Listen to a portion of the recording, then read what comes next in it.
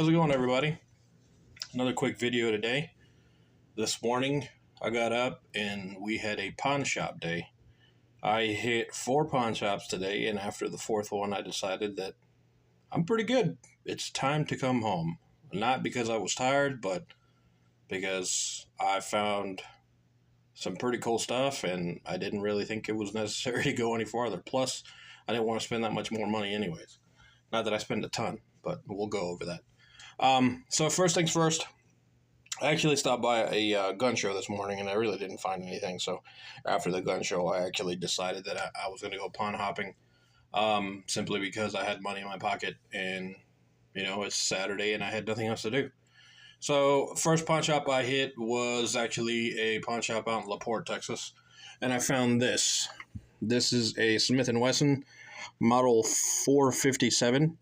I think these things were made from 1996 to somewhere around like 2007 or 2008. This thing is in pretty damn good condition. It is a 45.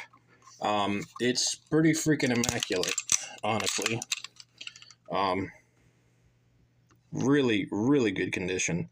The only bad part about it is it had no magazine. Because it had no magazine, I ended up getting this thing for $160. Really, really happy about it. These things are so awesome.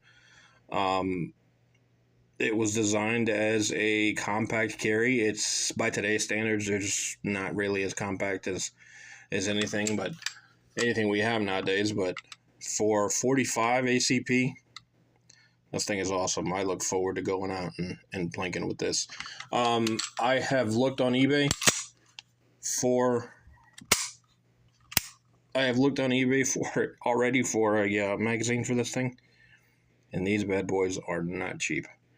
$160 for the gun, not too bad, but I'm probably going to be looking at anywhere between like $60 and $80 for just one magazine on this thing. So, yeah. That's the way it goes. Sometimes you can pay a pretty good discounted price, but beware if it's missing parts. I didn't realize that the magazine on this thing was going to be that high, but I got the gun and I don't plan on getting rid of it, so I might as well get a couple of them. But we're going to start with one, and then we're going to go planking. I've been picking up a lot of 45s lately. This is probably the 3rd or 4th one, and then there's another one right back there. So, but we'll get to that one. Second or third pawn shop that I hit, I found this bad boy. This is a Taurus Model 82. These things, I want to say, started off getting built in the early 80s. Brazilian. These things are awesome. They are very well built, very heavy. This was before Taurus had the whole thing where they were making crappy Millenniums, and they were, firing whenever they fell, kind of like a P320 recently. But these things are kind of K-frame Model 10 copies. Really, really nice gun. This thing was, you could tell, was carried a lot by a guy that was obviously right-handed. You can see here there's more wear on this side than there is on this side. I don't see any police markings or anything like that, and there's no import markings, so I'm guessing maybe a ranch hand or something like that, and this was something that they carried on their hip, because it is very worn. This backstrap here of this frame was very rusty, and I cleaned it up a little bit, and there is pitting on that, but as far as everything else, there is holster wear up here, and then holster wear on the cylinder, but other than that, it's in pretty decent shape. This is 38 special,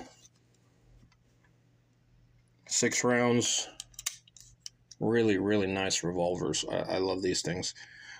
With just picking up that pre-war Model 10 not too long ago, I saw this in the case and asked what their best price on it. They had $290 on it, and I ended up haggling them down to $200. So, I mean, some people wouldn't pay $200 for a Taurus, but I love these things, and I'm really into revolvers right now, apparently. So I felt like $200 was a decent deal for that, so I brought her home.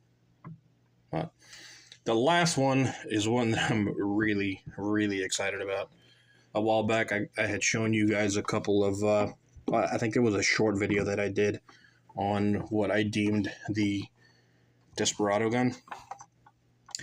The one that I have shown in that short video is actually I want to say is a KP91 double action only.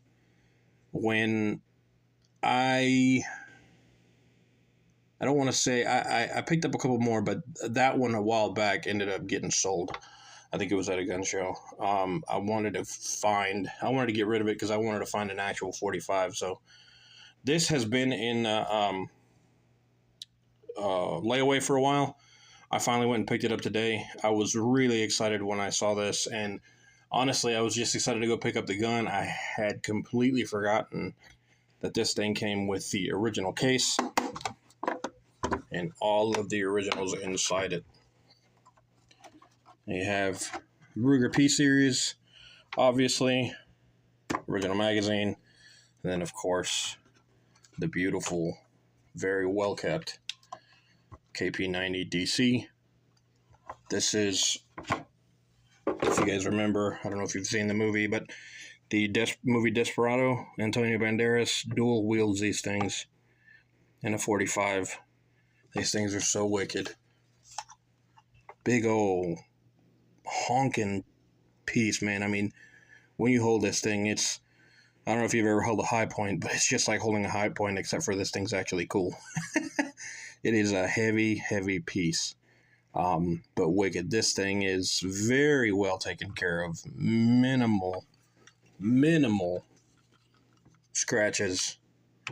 I mean, this thing is just an awesome, awesome piece. I was really excited. And then, of course, like I said, the matching case with it, everything that it came with from the factory. So, I don't know what you guys would deem a good price on this. I deem this a good price, but it was on layaway, but I ended up paying a total of $330 on this with the case and the completeness and everything.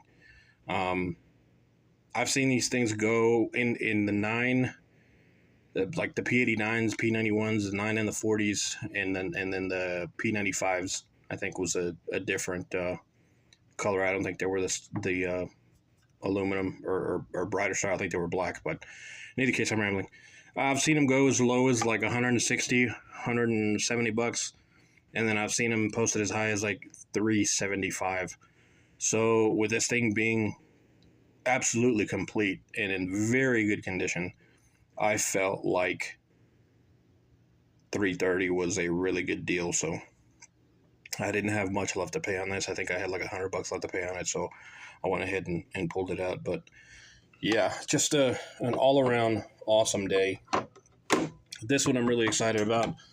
Obviously, this one's probably not going to be going anywhere anytime soon. I'm going to clean up the case because it is a little bit dusty on the front. I don't know if you can see that in the Ruger numbers, and then right here in the actual logo, it's got a little bit of dirt and grime in it, so I'm probably going to clean that up, and that's going in my safe.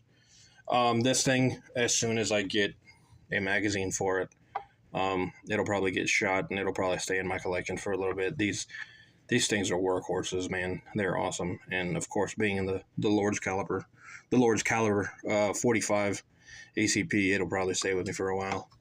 And then this one is just, I don't see myself getting rid of this one anytime soon either. So just an all-around awesome day. The patina on this grip on this side, in my opinion, is just beautiful. I'm not a huge fan of stuff that's ridiculously clean, obviously, besides that. I actually do like stuff that's got some patina on it and that tells a story, but I just love the way this has actually been worn in, obviously, because whoever holstered it was a righty and holstered it on their right side. So what a gorgeous revolver. Model 10 style knockoff. So awesome.